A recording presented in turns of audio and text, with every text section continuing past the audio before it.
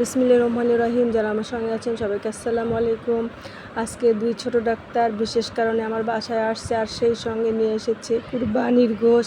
কারণ আমার ভাগ্নের শ্বশুরবাড়ি যেহেতু উত্তরা, তো ওখান থেকে সে আজ পাবনা যাবে, তো যাওয়ার পথে আমাদের বাসায় আবার একটু দেখা করতে এসেছে, তাও আবার একটা বিশেষ কারণে। তো এই জন্যে আবার একটু কুরবানির গোশ দিয়ে দিয়েছে। আমার বিএন সাহেব বেশ অনেকটাই গোশ দিয়েছে, আর সেটাই আমি রান্না করেছি। এই জন্য বিএন সাহেবকে অনেক অনেক ধন্যবাদ। আর এদিকে আমার শাশুড়িও কিন্তু গোশ পাঠিয়েছে, সেটা অবশ্য বাসায় এখনও পৌঁছায়নি। চাচাতো ননদ লিয়ার বাসায় আছে, তো ওটা শ্যামলী কালকে আনতে যাবো ইনশাল্লাহ। তো এদিকে বাচ্চারা আবার সন্ধ্যার সময় আবারও খাবে সেই গরুর গোশত, কারণ তাদের খুবই পছন্দ। আর এই যে কুরবানির ঈদের দিনে যে খিচুড়ি রান্না করেছিলাম, তো খিচুড়ি কিছুটা ছিল, সেটা দিয়েই ওরা খাওয়া শুরু করে দিয়েছে। আর এই গোশ যাতে সহজেই হজম হয় সেজন্য নিয়ে এসেছে মজো।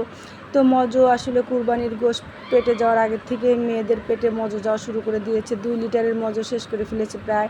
তো সন্ধ্যা অবধি যখন খাচ্ছে ততক্ষণে কিন্তু মজোর অবস্থা 12টা বেজে গেছে। আর ওরা আজকে ঢাকা কি পাবনা চলে যাবে, তো সোয়া 2টার দিকে হয়তো বাজে, তখনই ওরা রওনা হয়ে গেছে। দেখেন মজোর অবস্থা 12টা বেজে গেছে। তো ছোট ডাক্তার আসলে আসলে এই যে ভালো ভালো পরামর্শ দেয়, কারণ অসুখ বিসুখ আক্রমণ করেছে। ওরা আসলে একটু পরামর্শ দিলে এই যে অসুখ বিসুখ মেহমানদের একটু তাড়াতে পারি বা মনোবল একটু ভালো হয়, সেজন্যই ওদের আসা। আর সঙ্গে আবার যে রুগীর জন্য ফলমূলও নিয়ে এসেছে, তো রুগীও আলহামদুলিল্লাহ আজ একটু ভালো, ডাক্তারের সঙ্গে কথা বলে একটু ভালো ফিল করছে। সবাই ভালো থাকবে। আল্লাহ হাফেজ।